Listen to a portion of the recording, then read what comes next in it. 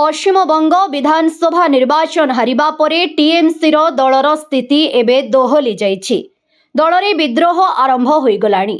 विधायकंक परे सांसद माने इस्तीफा देउछंती।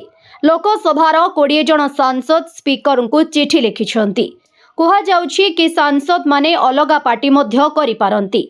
एही परिप्रेक्षी रे सोमवार सांसद सुखेंदु रॉय इस्तीफा प्रदान करथिले।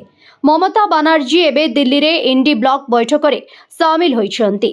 टीएमसी रो 20 रु अधिक संसद लोकसभा अध्यक्ष ओम बिर्ला को चिठी लिखिछंती, जहा परे पार्टी भितरे मनमालिन्य हेउथुबा अनुमान करा जाउछि, जेउथरे एनडीए सहित मेंट गठन करिवार इच्छा प्रकाश करा जाइछि।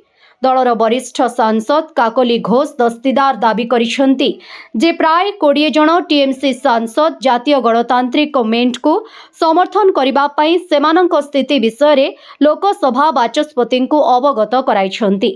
राज्यसभा सांसद एवं टीएमसी नेता सुखेंदु शेखर राय सोमवार राज्यसभा सांसद पदरु इस्तीफा देवा घोषणा करिछंती एवं दलर प्राथमिक सदस्यतारु मध्य इस्तीफा देवा घोषणा करिछंती। सोमवार टीएमसी रो 14 जन विद्रोही सांसद दिल्ली रे मुख्यमंत्री शुभेंदु अधिकारी को साक्षात करिसंती।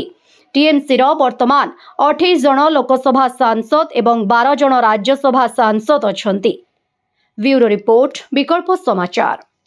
आम चैनल को लाइक, शेयर एवं सब्सक्राइब करंतु।